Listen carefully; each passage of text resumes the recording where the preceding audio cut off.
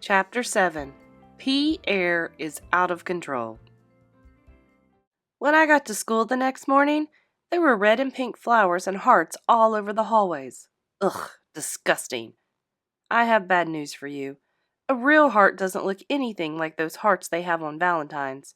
I saw a picture of a real heart once on TV. It was gross. Mr. Granite wasn't in class yet. All the girls were giggling around Andrea, who was telling them about her big ice cream date with Pierre. "When we grow up," she said, "Pierre and I will probably get married." All the girls screamed. "We're going to move to Paris and eat baguettes all day," said Andrea. Pierre walked in the doorway. He was wearing one of those weird beret thingies that people in France wear on their heads all the time. Nobody knows why. The girls lined up to get their hands kissed by Pierre. "Happy Valentine's Day, Pierre," said Andrea, holding her hand out. "Andrea, my special Valentine," said Pierre. "I would like to give you a box full of snot for Valentine's Day." "What?" Andrea said. "I want to share my snot with you," Pierre said. "I have some very fine snot that I brought from France." Andrea took a step backward. It looked like she was going to faint. "You brought snot from France?" she asked.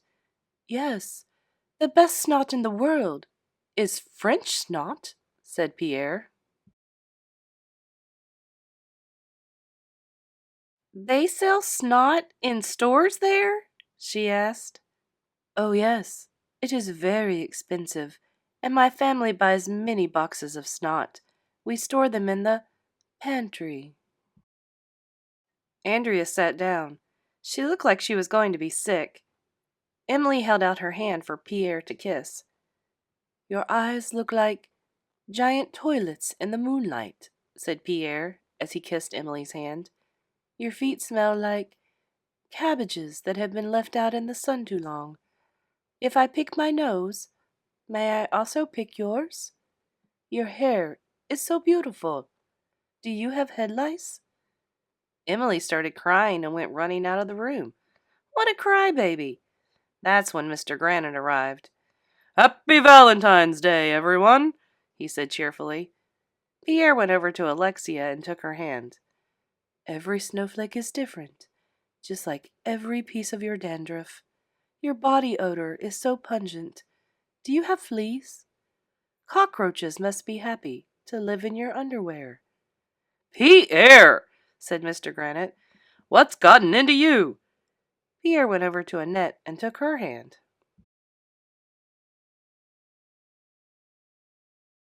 "I apologize," he said. "May I taste your earwax? The perfume you are wearing smells like elephant poop. Looking at your face makes me vomit." "Pierre," said Mr. Granite, "that is inappropriate language to use in school." Wow, Pierre must have believed everything we told him about speaking English. That guy will fall for anything. Andrea looked like she might start crying. "I thought I was your special Valentine," she said to Pierre. "You are, Andrea," said Pierre. "Your face is like an unwashed armpit. I would like to sprinkle your toenail clippings on my breakfast cereal." "That's not nice to say," Andrea said. "I fart in your general direction," said Pierre. "That's it," said Mr. Granite. "Pierre, go to the principal's office." What did I do?" asked Pierre. Me and the guys were falling all over each other trying not to laugh. This was going to be the best Valentine's Day ever. Chapter 8. This means war. When Pierre came back to class with Mr. Klutz, he looked really mad. "Do you have anything to say to the girls in the class, Pierre?" asked Mr. Klutz. "I am sorry," Pierre said, looking at the floor. He sat down in his seat. He looked at me and made a mean face. "Maybe children are allowed to say those kind of things in France," said Mr. Granite, "but we don't talk like that here. Do you understand?" "Oui," said Pierre.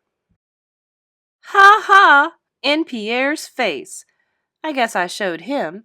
Maybe everybody will stop treating him like he's so perfect. Mr. Klutz left. It was time for our Valentine's Day class party. My mom had given me little valentines to hand out to everybody in the class. So did all the other moms, so we all got lots of valentines. A few kids brought in cookies from home. Pierre brought in a big box of French chocolate. All right! It was about time we got some chocolate.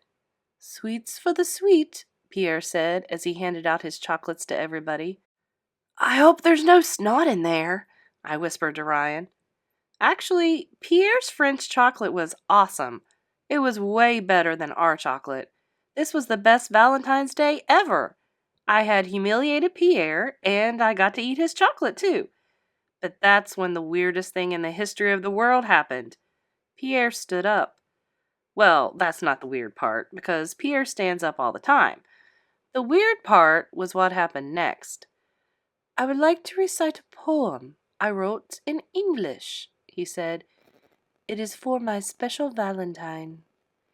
Everybody looked at Andrea. Go ahead, Pierre, said Mr. Granite. We would love to hear your poem. So Pierre started reading. Your face is like the sun, shining there so bright. Your smile is like the sunrise at the end of a night. Your eyes are like the ocean, where fishes swim and play. Your heart and mine are one, on this, our Valentine's Day. Pierre sat down. Everybody started clapping. Andrea looked like she was going to cry tears of happiness. All the other girls were making goo-goo eyes at Pierre. That was beautiful, Pierre, said Mr. Granite. I'm sorry I yelled at you. Oh, man, everybody liked Pierre again. It was like he never said all that stuff about snot and vomit and underwear and headlights. Bummer in the summer. At the end of the Valentine's Day party, while everybody was cleaning up, Pierre pulled me aside. Teaching me those words was mean, AJ, Pierre said. Well, he was right about that. It was mean. I didn't like Pierre, and I didn't like him eating ice cream with Andrea. So is your face, I said to Pierre. If you don't know what to say to somebody, just say, so is your face. That's the first rule of being a kid. That is, as you say, the last straw, said Pierre. What do straws have to do with anything? I asked. This means war, AJ, said Pierre. Andrea is my special Valentine, not yours. You can have her, I said. I don't want her. 3 o'clock, Pierre said, pointing his finger at me. In the playground. I'll be there, Pierre, I said.